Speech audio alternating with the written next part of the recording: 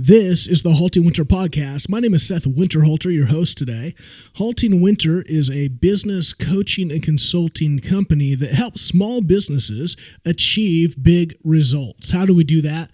We help you get out of the weeds of the daily grind of business, all of the aspects, the 6 primary aspects of your business, from things like marketing and sales and product service development, product delivery to your customers, all those things that you're doing on a daily basis, plus all the administrative side of things that can be so daunting, so overwhelming.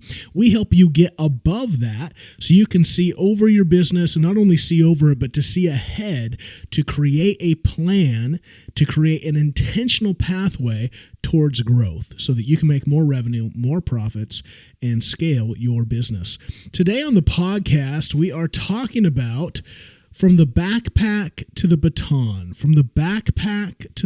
how to scale yourself before you scale your business. How do you grow yourself as the business owner, as the company leader? How do you scale and grow yourself before you attempt to do that to your business? Because let me tell you, if you try to grow your business before you grow yourself, you're going to have a problem. And that's what I call the backpack to the baton. This is something I've been working on.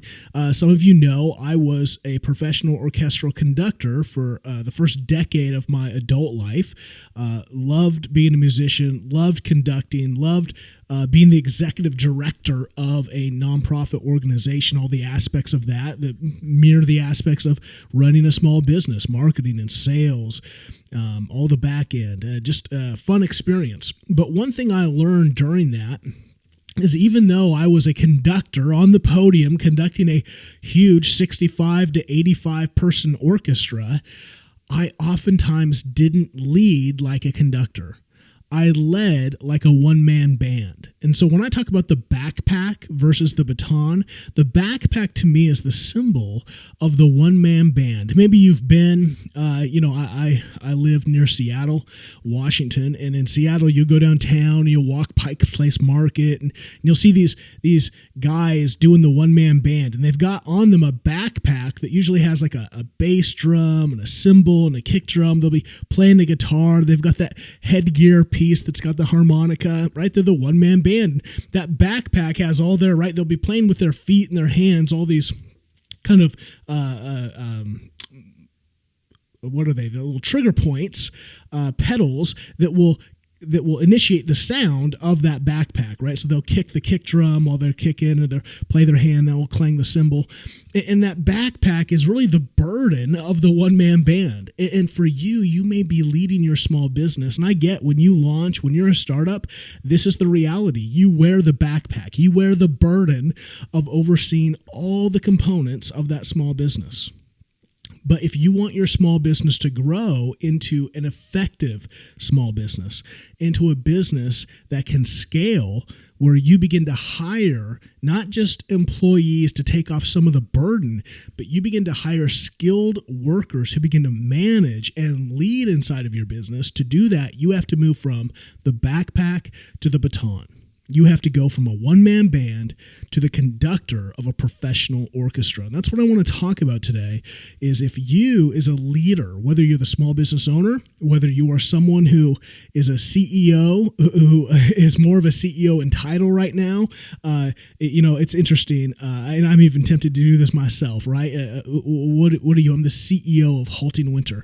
Well, the reality is I'm the only executive of HaltingWinter, right? I don't have a chief marketing officer. I don't have a chief financial officer. I'm all of those positions right now. And so while I may have a CEO title, it's a bit forward thinking, because to be the chief executive officer, you should probably have some other executive officers. And so I get that you may be wearing a CEO title right now, but the reality is you have yet to bring in those skilled other executives to lead with you. And if you don't move in your mind, in your thinking, in your actions from the one-man band, you will be an ineffective chief executive officer. You will be someone who gets in the weeds of your other executives, who micromanage, who is tempted to put out too many of their fires instead of letting them do what they're hired to do. You are hired to conduct the orchestra. You are hired to lead with a baton, not get off the podium and grab the violin and show the first violinist how to do it, not to go over and grab the trumpet and tell the principal trumpet player how to lead the other trumpets. You are there to lead with just a baton. That's what's so interesting about the conductor. The conductor of an orchestra makes no noise. And yet, under his leadership, some of those beautiful sounds that will ever be heard on the earth are performed. Is that you today? Is that what you desire? Do you desire to make incredible music with your business, with your company? If you do, I would encourage you to think about this. To think about, am I leading more like a one-man band, or am I leading more like an orchestral conductor of a professional orchestra? There's a difference too. There's a difference in being a conductor of a youth symphony, where again, you get off the podium and you're helping and you're instructing, right? Versus being the conductor of the New York Philharmonic. The New York Philharmonic Orchestra has the top musicians in the world. The conductor doesn't need to get off the podium and go tell the first violinist how to make bow markings. He doesn't need to go over to the woodwinds and tell the principal clarinetist how to breathe. They don't need to tell the trombone sections where to have breath marks, or tell the timpanist how loud and how which mallet to choose for playing that particular passage of music. He may have some thoughts on the timbre that he's hearing, but it's the musician's job to change the embouchure, to change the stick that they may use if they're percussionists, to change the bow, the way they're bowing their violin or their viola. You have to let the people under you perform. You have to give them the ownership to actually make the music. You guide, you cast vision, you cast mission, but they have to come under. And that's why you've hired them. You should be hiring skilled people, the most skilled people you can, in order to let them shine, in order to let them grow, in order to foster a culture of growth and forward momentum. From backpack to baton, this has been a keynote speech I've been working on. So I'm just going to give you some frameworks today to chew on. Again, the one-man band, I want you to think about this. The one-man band is a generalist. The conductor is a specialist. Right? When you're a business owner of a small business and you're just launching, or you're in the startup phase, you have to do it all. You have to make all the final decisions. Your touch is on everything. You're in marketing, you're in sales, you're in the delivery of the product. And why is that? Well, for a variety of reasons. A, when you're starting, right, your brand is so important. You've got to make sure that not only you cast a vision, but that vision is implemented, because you only get one chance to make a first impression. Was that the old Head and Shoulders commercial? Remember that commercial? I'm dating myself. You've got to be careful in those initial stages that everything is aligned and in tandem working together. You can't have the sales department using a different message than the marketing department. It all has to be, that initial phase of branding is so vital, so important. You've got to be careful that what you're leading to is actually being delivered to the customers, because those initial customers, those are the people that word of mouth is so vital and can sink a business right from the beginning. If you have a bad customer experience, you've got to sell them, you've got to deliver to them, you've got to make sure all the admin that's supporting the business is going, and that can be overwhelming. This is why so many small businesses fail. What is it? 50% within the first 5 years go out of business. Only 20 to 25% make it 10. Why is that? Because this initial phase is overwhelming. And if you're a small business owner, kudos to you. Kudos to you for being brave enough, maybe slightly stupid enough to launch a business. Thank you for being courageous enough. Thank you for taking risk and putting money into investment, time, resources, stress, all these things that you are doing to try to hopefully serve people. Business owners that make it are not about themselves. They're not here going, oh, this is going to be a quick buck. Those people never make it. It's too stressful. It's too overwhelming. If you're just escaping the 9 to 5 to go, well, I'd rather work for myself, you're not going to make it. Because you have to actually have a vision. You have to want to serve people with your product and service. You have to see, you have to have something that motivates you in the grind when it becomes overwhelming. So if you're a small business owner, man, kudos to you. I appreciate you. I'm here for you. I want to serve small business owners. And that's regardless of, yes, I run a coaching company, a consulting company. And so, yes, obviously I get paid to serve you. But I want to just serve first and foremost for free. I reach out to hundreds of small business owners every week just to connect, just to encourage.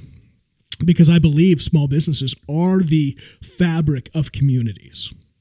It's where you should be getting the best service. I think we have to be careful.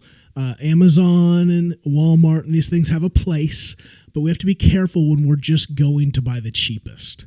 I think that we should be mindful of supporting local businesses and paying a little bit more, and hopefully you're getting good customer service for that. That's what a local business can deliver is real service. You're not going to get that at Amazon. You're not going to get that at Walmart. You're just a number.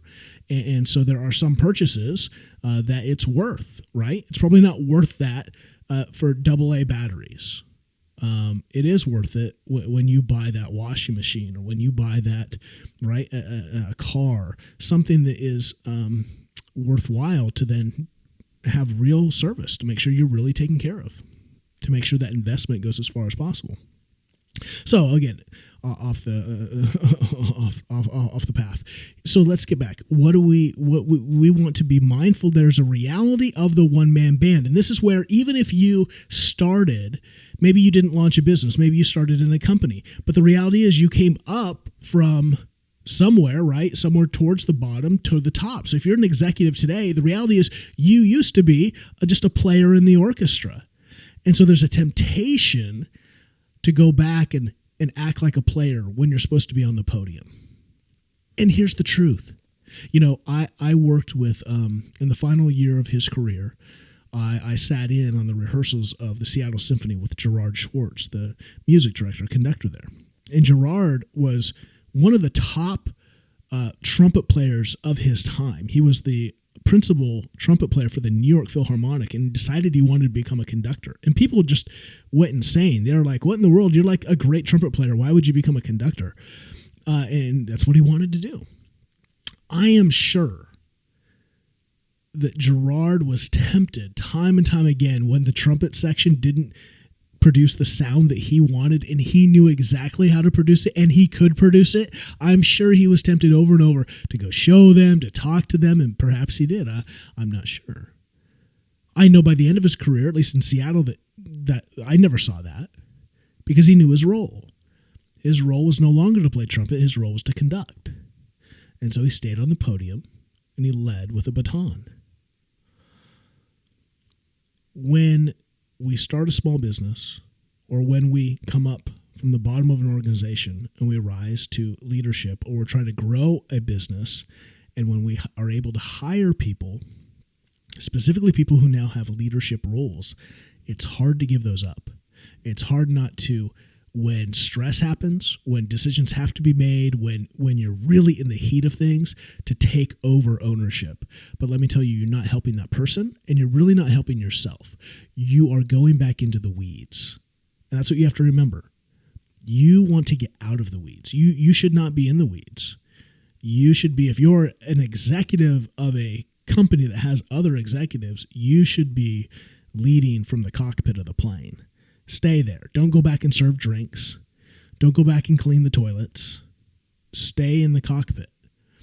And here's what's hard about the baton versus the backpack. The backpack, if we're all wearing backpacks, it can feel like camaraderie. See, I'm the owner, but I'm also with you. And I think that, especially in today, there's something, at least in America, that looks at authority and is like, oh, you have it all good for you. You don't have to work. You're lazy. You make all the money. There's something really distorted.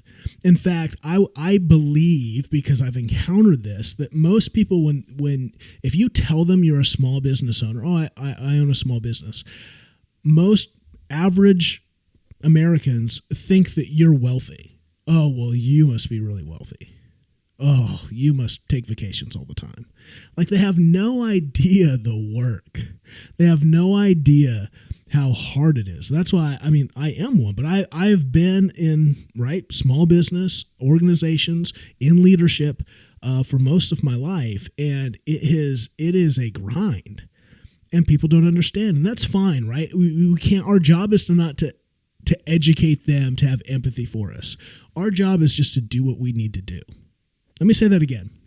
You may be frustrated because your employees or your friends or the people around you don't understand actually how much work it is to be a business owner, to be an executive of a large company. They just look and go, oh, you must have, right? They have assumptions on what they're told about how you must have the good life. They don't understand all the stresses. They don't understand how hard it is to turn off work.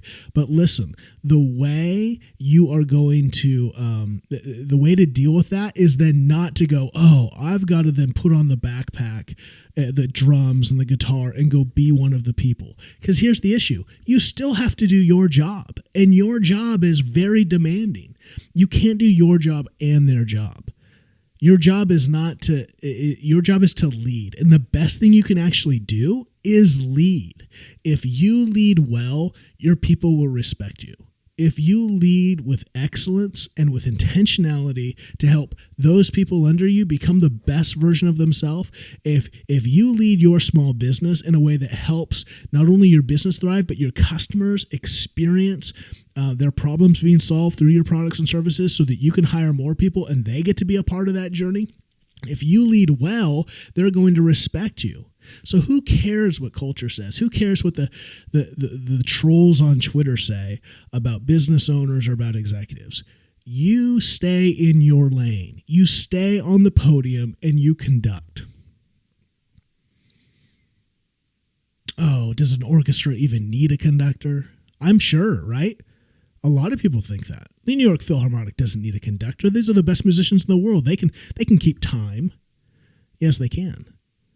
But can 80 of the best musicians in the world, do you think there's some opinionated people there? Do you think that they're going to come to one conclusive, intentional vision of a piece of music together? No. It's going to be a bloodbath of chaos. You need a conductor. You need a leader to lead. And that's what you're paid for. That's your job as a chief executive. That's your job as the business owner, is to cast a vision to where the big why you exist, to cast a mission as to where you're going in the immediate future, in the next year, the next 2 years at most. When you have a mission statement, stop having some weird mission statement that goes nowhere. It's more of a vision statement. Have a mission statement. What are you trying to accomplish in the next year, 2 years max? What is your mission? What are people undertaking? How will you know when victory has been accomplished? What are the markers? What's the destination and the markers along the way to know that when you will have success? What is your mission? What are the key behaviors? What are the critical actions that are going to get you to get to that destination that you as the conductor can beat home every day? That's what you're doing with that baton. I'm keeping time. Here's what we're doing. We're going to get to the end of this piece of music. That's your job. That's why you need to hold the baton. Keep the mission going. Here's where we're going. Boom, boom. It's like the drummer on the old Spartan warship, keeping the rowers rowing in tandem. You have a purpose. And when you get off the podium, when you put down the baton so you can go have a conversation, so you can go do this, you're letting the whole organization now just sit.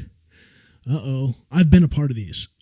I've been a part of some rehearsals where the conductor just loved to go, oh, be personal touch here. Let's go talk to the violas for a while. Let's go talk to, he wanted to just be so personable. But the problem is these rehearsals were so long, so laborious, and the orchestra was not prepared for the concerts because so much time had been taken to be so personal during the rehearsals, to help in such personal ways that it didn't keep things going. So in fact, while he felt, and I'm sure that in those moments, the orchestra players felt, oh, that was nice. But let me tell you something. Is it nice to feel nice in a moment? at the expense of feeling very foolish at the performance when you make really poor music?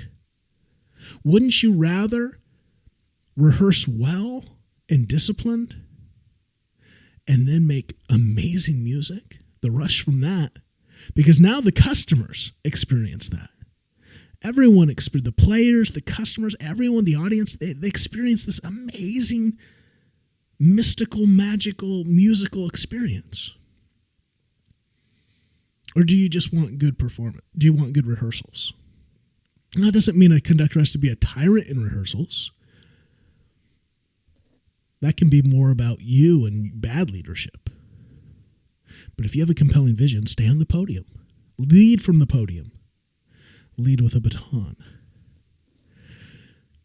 The business owner has to be mindful that, yes, there's a season for the backpack, and then there's a season to get help. There's a season, right, where the one-man band hires a drummer, takes the backpack off and gives that to the drummer and says, I'll just play the guitar and this harmonica and you play the drums. And then they bring in, right, a keyboard player. And then, right, they build a band. Small business owner, you need to build a band. And those people might not be you're the leader, but you need support. You need maybe an assistant. Maybe you need, right, someone to help in sales, someone to help in delivery. You need it, right? You for whatever your particular business has to become a band. But then you have to think, how now we're making music. How do we shift from a band to the orchestra? How do I move from a part of this thing to now onto the podium with a baton? And when you're in the baton, you have to lead. You have to prepare. A conductor's job, and I'll go into this. This podcast is getting long, so I'll wrap up here. But a conductor, when you do like three primary things, you prepare for that rehearsal by knowing that music inside and out. Business owner, chief executive, you need to know where your company is going. It can't just be some vision, some like ethereal like clouds and unicorns, and hopefully one day we'll impact the world for some kind of good. No. It needs to be really clear. What's the piece of music you're working on right now? What's the mission? We're going to do this, by this, and these are the markers that will show that we're working there, that we're actually getting there. We're going to do this, by this, because of this. There's a mission statement. What are the markers? How do you reverse engineer it so it actually makes sense and it's realistic to get there in that timeline? And it tells you this is what we got to do. This is how we got to grow. You prepare the music, and then you show up to rehearsal, get on that podium, and you cast the vision. So yeah, there may be a component, right? There's a time when a conductor speaks and says, this is what this piece of music, in my eyes, this is my interpretation of where the music is going. This is the emotional realities to it. These are the dynamics that we're going to be going for. This is why the tempo here is important. So there's a time where you cast some vision with words, but then you play. You let the musicians play. And what do? You keep time and you give correction. No, you bring down the dynamic, increase the dynamic, hold in, rein in the tempo, increase the tempo. You're right. You are leading with a baton. You're leading by conducting. But I'm not getting down. I'm not grabbing the violin. I'm not chasing down the oboe player. No, I'm staying and I'm leading. I'm not getting into the weeds. I'm staying above it so I can see it all. I can see all the departments. I can see all the areas. And I can give direction. I can talk to the trumpets, but I'm not going to go over to the trumpets. I'm not going to leave and so the violins start to do whatever they do. No. I'm right here. I'm addressing, but I'm right here. I'm conducting. So today, I just want to encourage you to think about, where are you at in your business? You may be a small business owner in the first stages of a business where you're the one-man band, and that's okay. Play well, and persevere. If you're growing and scaling, you're starting to bring in team members. Even if those team members are just band members, you're not an orchestra yet, you're not able to be a conductor yet, they're band members, give them ownership. Start to practice giving away power and authority and ownership. Practice that now so it'll be easier as you continue to grow and scale yourself. Don't give just responsibility, give ownership. Let them make decisions. Help them cast a clear vision. If your vision's not clear, it would be really hard to give away ownership because you don't know how then to measure their success or their failure. You won't know how to train them. They won't really know how to make decisions. If you are in a position in your business, in your company, in your organization, and you should be conducting, you should be on the podium, but you keep getting off of it to get into the weeds, to put out fires that should be handled by others, to solve questions. And again, here's the temptation. Those things are fun. Those things give you energy. You want to be a help. But are you actually helping? Are you actually helping? Or are you telling people that, oh, well, they'll do it? Again, is that your role? Is that why you're paid what you're paid? What are you neglecting at the expense of that work? Where you think you're helping, they think you're helping, but they could do that. They should do that. They should be owning that. Have you given a clear vision and a clear mission and clear guidance to help them make decisions? If you have, maybe they just need a retouch on that. Great. Now go make the decision. But let them own it. Let them own it. Let them then, because here's what's going to happen. They're going to not come to you when every little fire comes. They're going to start taking more and more ownership. And they're going to know how to solve it because you've trained them through a clear and compelling mission, through critical behaviors, through critical actions. Then as they own it, when it works, they're going to feel that win. If you solve it, they don't get the win. And maybe that's the other thing. Maybe you don't have a team that really feels like, yes, this is our work. It's because you continue to solve all the problems. And so when they do have wins, they're not really theirs. Be careful. The conductor leads, but at the end, it's the orchestra that makes the music. They're the stars. I'm just flapping my hands around in the wind. If we can help, man, I'd love the opportunity to come alongside. I do coaching for executives.